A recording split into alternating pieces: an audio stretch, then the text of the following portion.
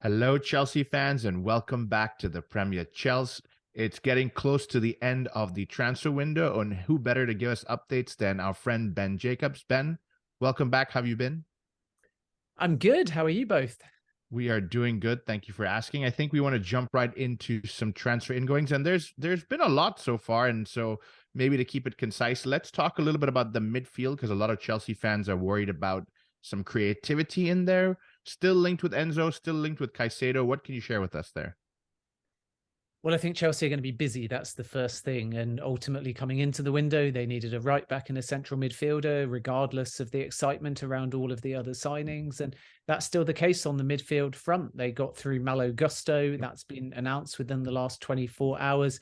Excellent young prospect, good long-term cover and competition for Reece James. It's not a given that he's only a backup and quite a versatile player as well. So very exciting signing for Chelsea. They had to cave on loaning him back to Lyon until the end of the season and also pay a total package of 35 million euros, which is somewhere close to the top end of their own valuation, but very pleased with that investment. And from Lyon's point of view, good business for them as well. So now it's a mad scramble for a midfielder if they can get one. And I don't think we're going to see any urgency or panic. I think they'll have some targets in mind, maybe even a surprise or two if they're unsuccessful with the two names that you've mentioned. And then come summer, if they need to return to a name or pivot in a different direction, they will. And this is the beauty of the January window, that yes, they've spent a lot, but they've got ahead of the market. And as a consequence, if they do add a marquee midfielder now, and it is still an if at the time of recording, then they move into the summer, maybe needing another midfielder, possibly depending on outgoings, looking at the striker situation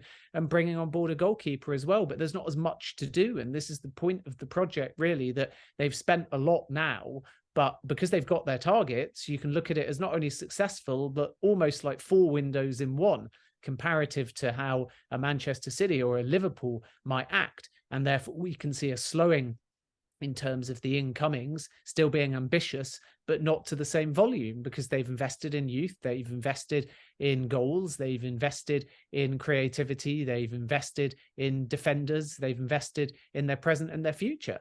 So then when they get to summer, there won't quite be the same scramble, because now you can start to see on the football side, at least, what direction the project's moving in. So with Enzo Fernandez specifically, we have to be very careful, first of all, to point out that we are recording at the moment on a Sunday in the afternoon, and things change very quickly because this isn't early in the window. This isn't a summer window. So therefore, as we try and work out direction of travel, we must make it clear that there will, for many players, be meetings, both direct and through intermediaries, and clubs change their mind all the time. But with Enzo Fernandez, we know that he was a top target at the beginning of the window. We know, as I've reported many times, that Chelsea took a low ball approach comparative to the release clause. And we know as of last week, when there was some relatively secret contact between the two clubs, that Chelsea still reiterated that they didn't want to trigger the release clause. Now, on that point, Chelsea are always going to say they're not going to trigger a release clause, because if they intimate to anybody that that might be something they do, then Benfica will just sit back, have a cup of tea, wait for the last few hours of the window, and then let them trigger the release clause. So there's a tactical element here at play. But it is worth pointing out that that has always been consistently what's been intimated from the club. Then reports have come out in the last 24 hours that they're trying player swaps. We know Todd Boehly likes that.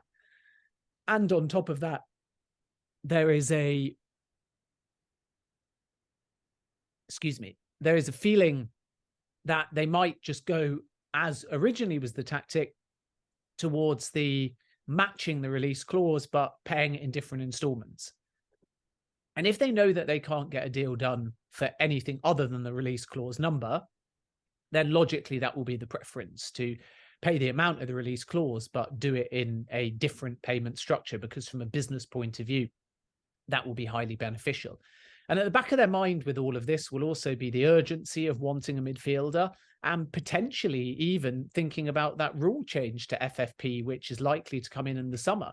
Because if you're going to sign Enzo Fernandez and you're going to have to fork out that kind of money, pushing for it now, but being able to offset it over a longer period on your books versus maybe not being able to do that over the summer could also be a consideration as well. And this is why there's so many moving parts. So we have to be very careful, because at the time of recording, it's not one of those, as we thought earlier in the window, close deals or done deals. It's not there yet. But I expect this one to move, if Chelsea proceed, a lot quicker than Moises Caicedo. Both are obviously going to be quick, so there's only 2 days in the window, but it's worth pointing out that Benfica on the final day of the window have got a league match away from home. And that actually kicks off, ironically, at 9:15 UK, which means that it will finish at about 11:15 UK, which is 15 minutes after the deadline. So everyone at the Benfica end will either want to take the player to the game or know that he's outgoing, probably by close of play tomorrow. So therefore, if there is to be movement on Enzo Fernandez, brace yourself for a dramatic 24 hours. Right now, and again, I stress, at the time of recording, because people will listen to this over the next 24 hours. So we have to be very careful. Right now, we know Chelsea have never given up on Enzo Fernandez. They've never said it's definitely over. They've always assessed the movement of the market. They've always assessed the tactics behind delaying. And sometimes people ask me, why are Chelsea not doing anything? And inaction can be action, because you can sweat out a selling club. So all I can really tell you at this point is that Chelsea haven't gone away. As I've reported consistently for the last really 2 weeks, there's always that possibility, never been denied, that Chelsea might come back in. And there has been a feeling in the last 24 hours that they are seriously considering doing something in a formal sense. And now we have to wait and see, because again, you can be intimating that to get ahead and some tactical advantage on the Caicedo price, or vice versa. You can enter the race for Caicedo in order to make Benfica sweat. But I think the difference is that Benfica are at heart a selling club. They're going to get nowhere near the release clause, however that's paid in the summer. The player wants the move. And of course, you've got an agent in the middle as well, who's all about doing these kind of deals. So there's definitely still a chance with Enzo Fernandez. We now have to wait and see how it develops over the next hours and day. But I think we're talking day. If there's no breakthrough, if there's no move, if there's nothing concrete, if there's nothing formal in the next 24 hours, I think that Chelsea will realise that that one isn't going to happen. So watch this space into probably Monday afternoon at the latest. And obviously, if I can bring you any development on that, I will. But at the time we're recording, Chelsea very coy on the situation, as they were last week as well. With Moises Caicedo, we know that Chelsea have already in the last week or so, little bit longer actually, made a bid, and subsequent to that, Arsenal have topped that bid. And intriguingly, the Arsenal bid at 60 million didn't have any add-ons, which means that there is still potentially scope for them to return. And Brighton have had a very mixed stance on this. They've been forceful in saying the player's not for sale. They've gone directly to Arsenal and told them that no offers are welcomed, but they'll keep a number to themselves. And as I've reported, not recently, but consistently since the middle of December, that number's about 75 million. And now that there might be two bidders, because Chelsea could yet return as well, it can go even higher, somewhere like 80 million. But we've heard all kinds of numbers banded around, like 90 million, 100 million. Brighton are not telling any club a specific number, because that's not how they work. They're not going to engage and say, sure, you've offered us 60 Arsenal or 55 Chelsea plus any add-ons, taking it actually to somewhere in the mid-60s, give us X and you've got a deal. They're not looking to sell, which means they're not going to do that. But Caicedo's new agents are active, and they're pushing and encouraging to try and find out what might be the magic number, and to try and handle it in a situation to give their player the best possible opportunity to exit. And this was the big surprise with Caicedo, really, because all intimations at the player end, all intimations at the Brighton end, all intimations at Chelsea's end when they first bid, and now from Arsenal, have been that he's not going to kick up a fuss. He's not going to stir the pot. And then suddenly the new agents come in and there's a statement. So we can read into that what we like. And all we can do as journalists is report what multiple sources said before the new agents came in versus the statement after. And when you release a statement like that, as we saw from Trossard as well, it's very much a last resort because things are not going in your direction. And you're putting out a public message, which is as good as handing in a transfer request. And now we have to wait and see whether Brighton cave to that in any way and realize they have to get a deal done.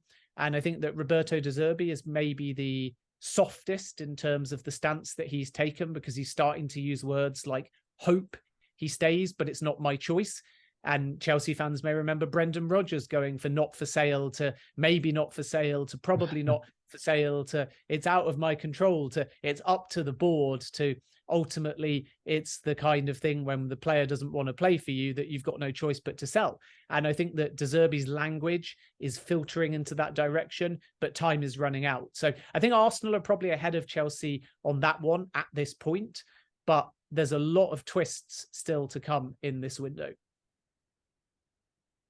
Ben, thanks for the background on both deals. And as you're speaking, I'm starting to wonder, is it Enzo and Moises for Chelsea, or is it Enzo or Moises for Chelsea? Oh, I mean, it's definitely one or the other. That's not to say, by the way, that you wouldn't go for one in the summer if you got one now, if they were still on the market. But to think about Chelsea in the last 2 days of the window, dropping, let's just call it 105 million, because that is the release clause. But obviously we know that Chelsea's actual offer was lower than that, but there was some verbal discussions that irritated Benfica, implying that Chelsea might go higher. And then Moises Caicedo at about, let's just call it 75 million. So before you know it, you're spending 180 million pounds in the last 48 hours of the window.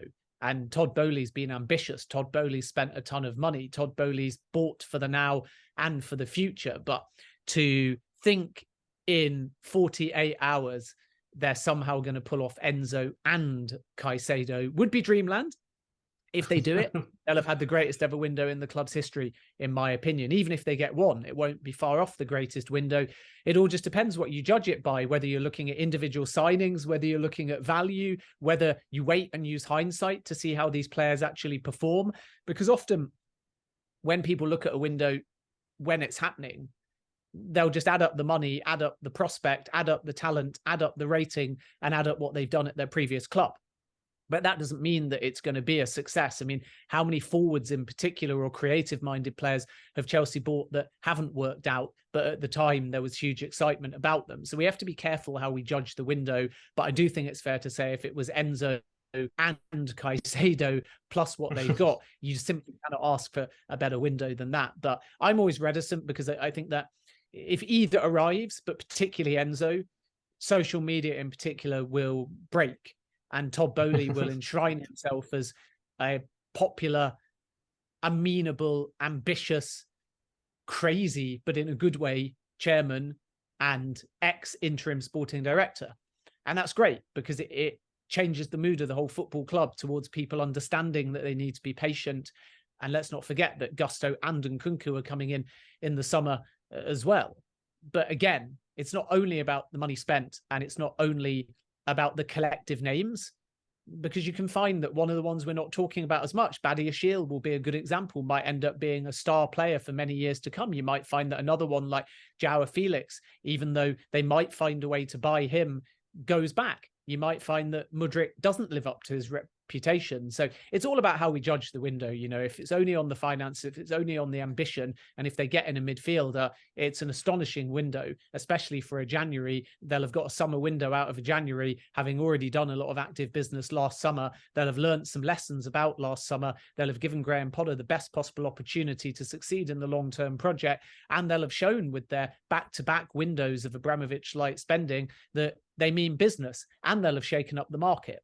So all of these things should be celebrated. All of these things should create excitement amongst the Chelsea fan base. But the one missing thing in judging the window is obviously how each of these players do for Chelsea. And sometimes, like I say before, you make a couple of signings and not as many, but they prove to be box office. Sometimes you make an underwhelming signing, but they just end up so astonishing that when you look back, you're like, wow, what a bit of business that was. And of course, other times you spend the money, you get a known established elite level player, and it's like, wow. And Manchester City and Haaland is a good example of that. But look at Leicester signing Mahrez, signing Kante. At the time, they wouldn't have been celebrated. But in hindsight, you start to go, what an incredible bit of business. Look at virtually everybody Brighton have brought through the door in recent seasons. Exactly the same thing can be said. Look at Anthony Gordon at Newcastle, which has split opinion. But let's wait for a season or two and see how the player develops. So I think when we judge that window, we have to be very careful about what criteria we use to judge the window. But absolutely, categorically, was it to be the almost impossible scenario of Caicedo and Enzo Fernandez somehow coming in the next 48 hours, then I think the whole of the football world has to stand up and hand Todd Boehly a round of applause and an apology, because let's not forget, he's been caricatured, he's been derided at times, and it's quite clear from window to window that he's learned some lessons, that Chelsea's recruitment team, both new and old, have learned some lessons, and that the kind of targets they've gone for in January in some ways are very different to the summer ones. But even where there's overlap in terms of youth or potential, they've had a changed approach to the negotiations. They've got business done early in the window. They've lined up business for the summer. They've been prepared to spend big to get ahead of the market. They've handed out long-term contracts to try and shake up the market. So this is a different approach to, say, Zakaria scramble last day of the window, Aubameyang specifically for Thomas Tuchel, Sterling, which was, I still think, a really good signing, but not to the same profile as the younger players that they've brought in for the future in different positions. And in the gap, let's not forget, between windows, they've renewed Reece James, they've given Amanda Broja a new contract, they're negotiating, and they've made progress with N'Golo Kante. They will still talk at least to Jorginho, even that one is more pessimistic. And they have been able to put on hold the Mason Mount talks, but when they continue, that will still be a priority as well. So they've covered a lot of ground is what I'm saying. And that's not just in the window, it's before the window. And therefore, once the window shuts, it might not actually be as enthralling and as exciting. This is not the norm. So come summer, it might be more about outgoings. It might be more about stability. It might be more about getting other business operational needs done, like internal recruitment, stadium redevelopment, building the multi-club model. There'll still, of course, be some signings, but, you know, this really isn't how Chelsea will do every single window, which again is what makes it in a January so dramatic. Yeah, it absolutely has been dramatic, like you said, Ben. And I'm kind of used to waking up and seeing a new player join the club every other day.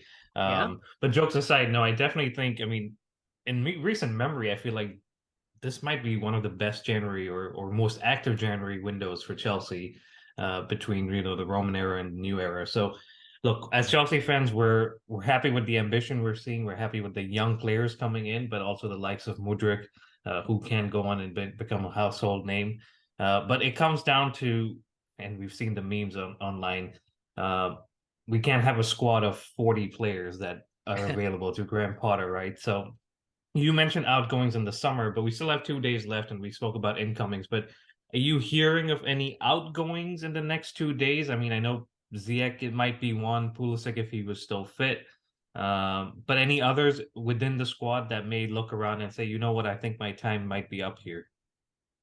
I think the one to watch is Conor Gallagher. Probably Chelsea have always had mixed feelings on this because they've not desperately wanted to let him go. But if the right offer comes in, maybe around 35 or 40 million, they'll have a very serious decision to make. And then a lot of the clubs looking in midfield late on might prefer a loan. And then it's all about, do you give them an obligation to buy, an option to buy?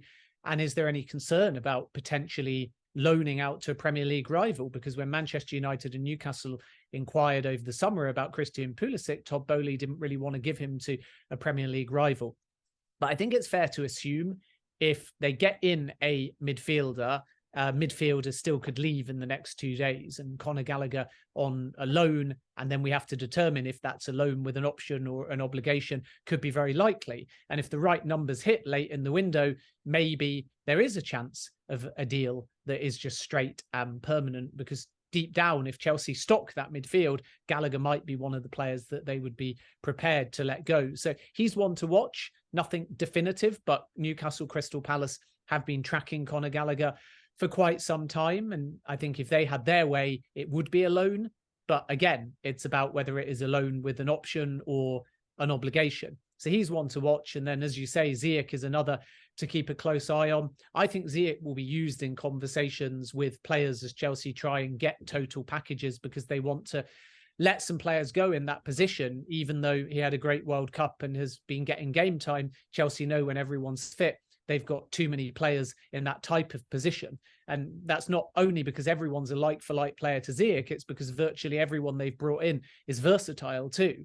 So if you need them to cover in Ziyech's position, if that's not their number one choice, or vice versa, if you feel like Ziyech could be used with a bit more freedom or a bit more centrally, again, there's so many players in that position. And this is the beauty of who they've brought in, and in fairness, who they already had at the football club, that Graham Potter's got tactical versatility. He can play Havertz or Felix. He can play Havertz and Felix. Mudryk is obviously a left-sided winger who loves to cut inside on the right foot, but he'll be developed over time, I think, into a more versatile player that relishes in certain situations or formations, having maybe a more central role to begin with.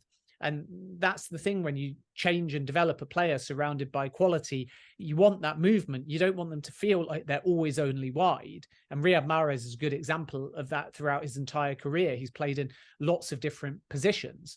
And obviously, when we think about wingers in particular, really good wingers, we see them as stretching the field and starting out wide, and then having that opportunity to either get to the byline or get crosses in, or cut inside, at which point they can get a good angle to cross. They can be intricate around the box, or of course, they can break into the box and start scoring goals. But if you look at the inverse of that, and you've got a player that's naturally accustomed to being wide, if they start a particular phase of play more central, then the natural inclination, unless they're right on the edge of the box, is that they could either be breaking with intricate play from central areas more directly, so therefore defenders become worried about the middle of the park, but they've also got this lightning pace, so they can sprint out wide. And if you start central and sprint out wide, it's much more of a surprise, because there's two genuine options depending on the phase of play. And this, again, is a development area for someone like Mudryk, who's used to starting wide, used to receiving it wide, used to staying on the shoulder of a defender and using his pace. But if he floats in centrally, for example, anticipating a counter attack, then he's in a different position where potentially, this is only from longer distances out, he can be running at central defenders. And that's where you often get more of a mismatch, because fullbacks tend to be quick. So when Mudryk's up against a fullback, it may be an even race, even though he's got this incredible acceleration. But when he's up against a centre-back, it can be hit and miss what the pace levels are. And it's a bit like basketball when you get a mismatch under the hoop. That's the kind of thing that you can manufacture. And I think that Graham Potter loves that about players. When you have them in a formation that's actually quite rigid, we know what the position is, we know where they like to play, we know what the aim is, but they have that intelligence and speed of thought to get out of position purposefully when they see that mismatch, when they see that opportunity to cause havoc. And they know exactly that they are given that mandate of freedom.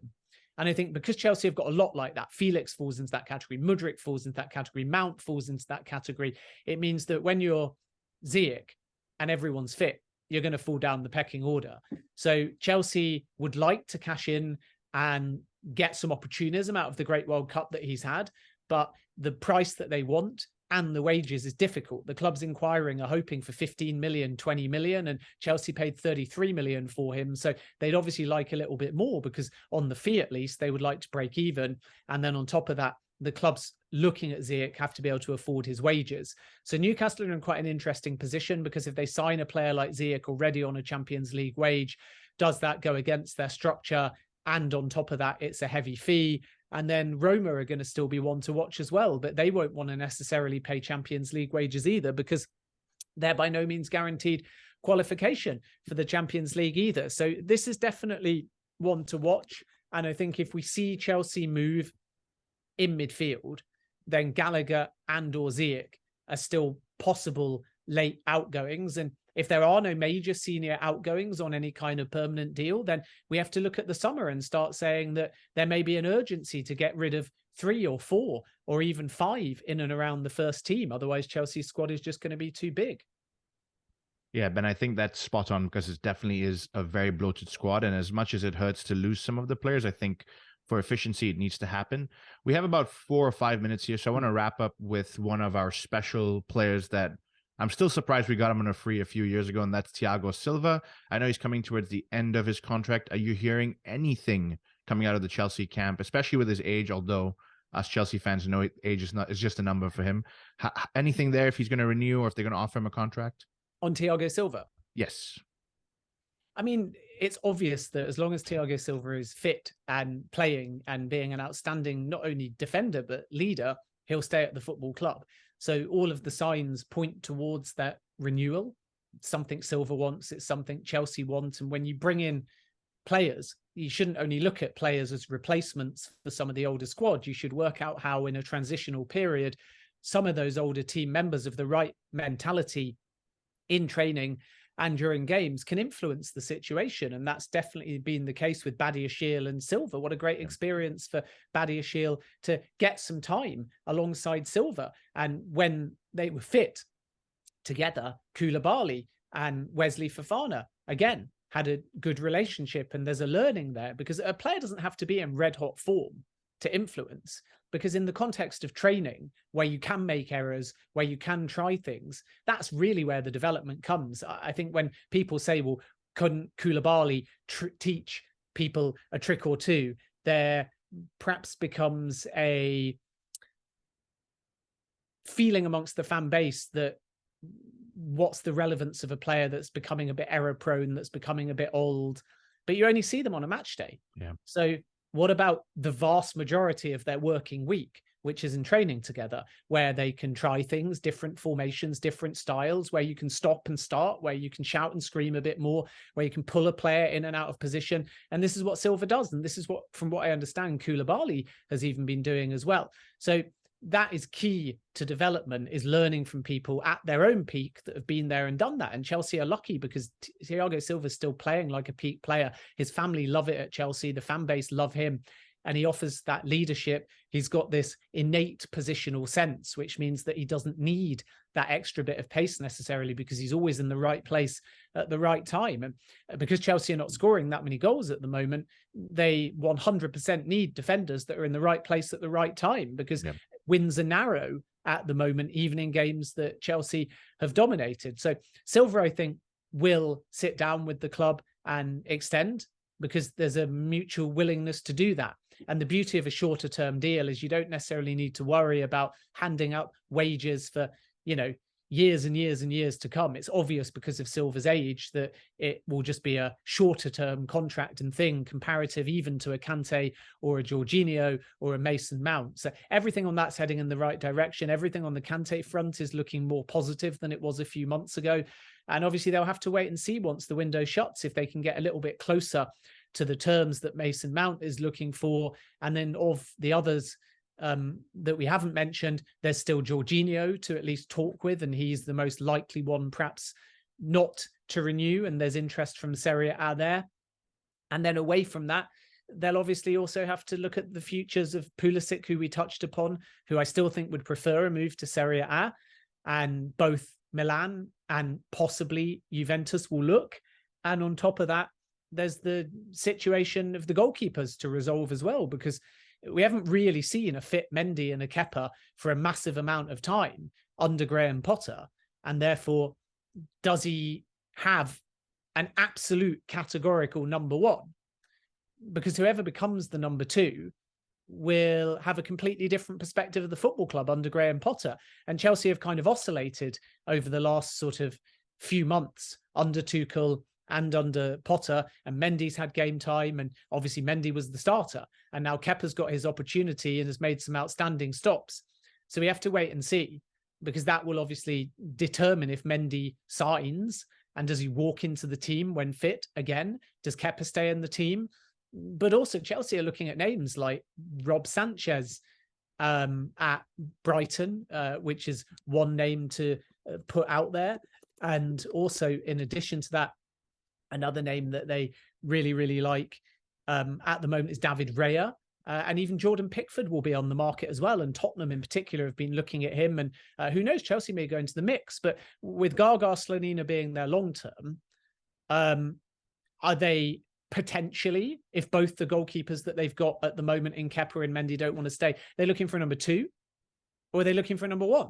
And it reminds me of Newcastle when they brought in Nick Pope and Dubravka was still there to begin with. And when Pope originally signed, it was not 100% clear if he was brought in to be the number 1 or if there would be genuine competition. And then it quickly became apparent that Pope would start. And what an inspired signing he's been.